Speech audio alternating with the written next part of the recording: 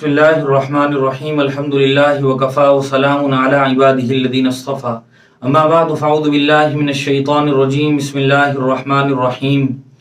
ولا تنكحوا المشركات حتى يؤمن ولا أمة مؤمنة خير من مشركة ولو أعجبتكم ولا تنكحوا المشركين حتى يؤمنوا ولا عبد مؤمن خير من مشرك ولو أعجبكم أولئك يدعون إلى النار والله يدعو إلى الجنة والمغفرة بإذنه صدق اللہ العظیم۔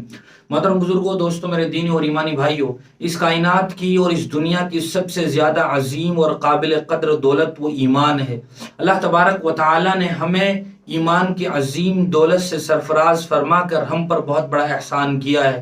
اور اس ایمان کو اس دنیا سے حفاظت کے ساتھ لے جانا یہ انسان کی کامیابی کی بہت بڑی دلیل، علامت اور نشانی ہے۔ اللہ تبارک و تعالی نے کامیاب اس شخص کو قرار دیا ہے جو آدمی اس دنیا سے ایمان کو بچا کر لے جائے اور جنت میں داخل ہو جائے۔ فمن زحزح عن النار وادخل الجنت فقد فاز، جو آدمی جہنم سے بچا لیا گیا اور جنت میں داخل کر دیا گیا وہ کامیاب ہے۔ دنیا والوں نے کامیابی کے اور سکسیس کے مختلف پیمانے اور کرائیٹیریا قائم کر رکھے ہیں، لیکن اللہ کے نزدیک پیمانہ صرف اور صرف ایک ہے، وہ ہے ایمان کی صحت و سلامتی اور جنت میں داخلہ۔ پھر چاہے آدمی جھوپڑے میں رہتا ہو یا یہ کہ بلند و بالا عالی شان محلات میں رہتا ہو، چاہے آدمی دنیاوی زندگی کے بنیادی اور ضروری ساز و سامان سے بھی محروم ہو، اور چاہے اس کے پاس عیش کے تمام تر اسباب موجود ہو، اس کے پاس روپے پیسے کی ریل پیل ہو، اللہ تبارک و تعالی کے نزدیک پیمانہ صرف اور صرف ایمان،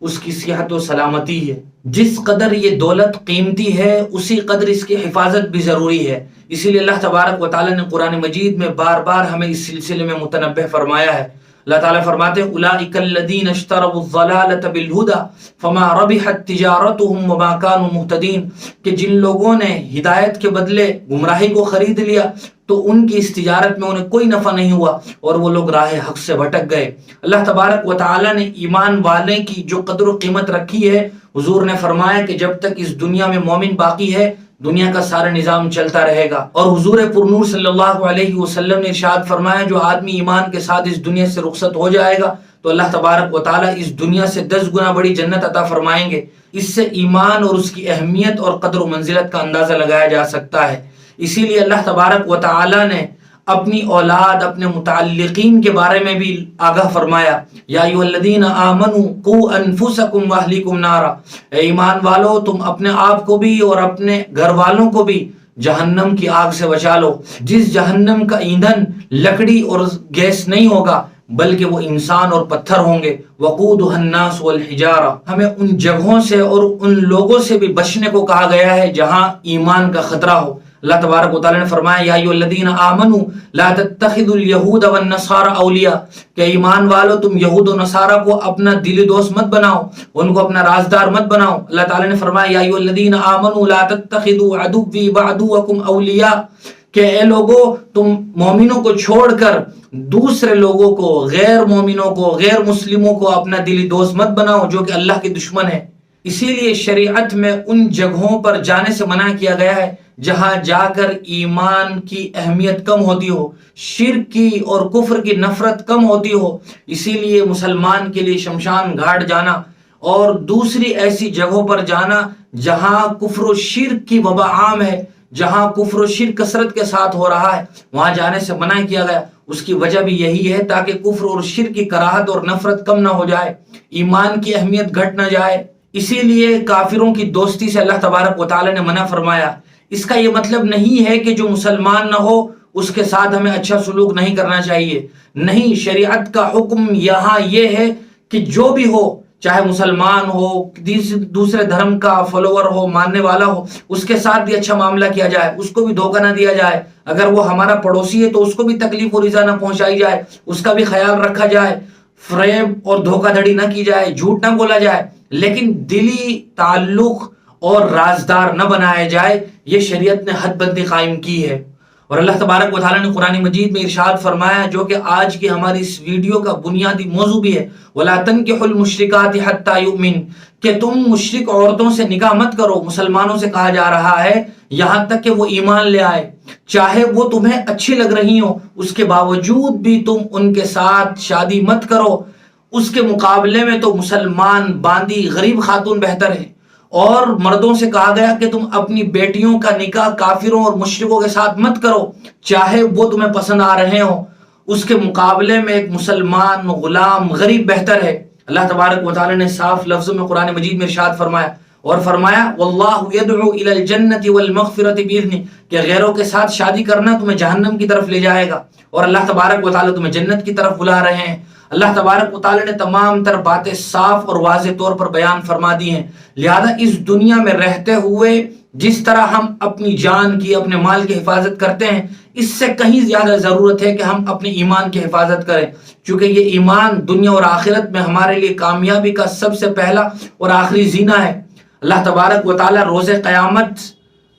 کافروں سے کوئی بات چیت نہیں فرمائیں گے، ان کا داخلہ براہ راست جہنم میں ہوگا۔ مومنوں کو اللہ تبارک و تعالی جنت عطا فرمائیں گے، جس جنت کا بار بار قرآن کریم میں وعدہ کیا گیا ہے، اور وہ جنت اسی وقت ملے گی جب آدمی اس دنیا سے ایمان کے ساتھ رخصت ہوگا۔ اور آج کے اس پرفتن ایمان سوز گمراہی، فحاشیت اور عریانیت کے گھٹا ٹوپ اندھیروں میں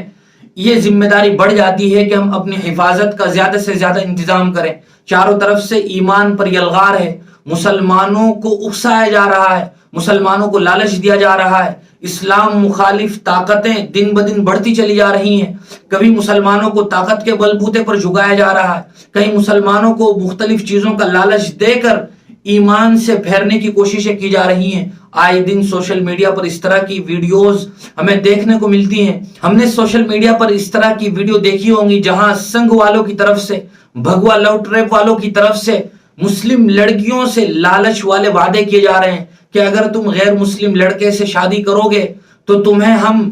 اتنے لاکھ روپے دیں گے، تمہیں رہنے کے لیے گھر دیں گے، راشن دیں گے، تمہیں سیکورٹی فراہم کریں گے، اور تمہارے ساتھ کوئی چھیڑ چھاڑ نہیں ہوگی، کوئی تمہیں ٹچ نہیں کرے گا، یہ ہماری ذمہ داری ہوگی۔ اسی طرح کہا جا رہا ہے کہ اگر تم غیر مسلم لڑکے سے شادی کرو گے تو تمہیں سوتن کا سامنا نہیں کرنا پڑے گا، بچہ جننے کی مشین نہیں بننا پڑے گا، تمہیں طلاق سے واسطہ نہیں پڑے گا، اور اتنی کثرت کے ساتھ یہ باتیں بار بار سوشل میڈیا پر دہرائی جا رہی ہیں۔ مقصد یہ ہے، اور یہ بات دوسروں کو باور کرانا ہے کہ گویا مسلمانوں کے ہر گھر میں طلاق ہو رہی ہے، مسلمانوں کے ہر گھر میں کئی شادیاں ہو رہی ہیں، مسلمانوں کے ہر گھر میں ہی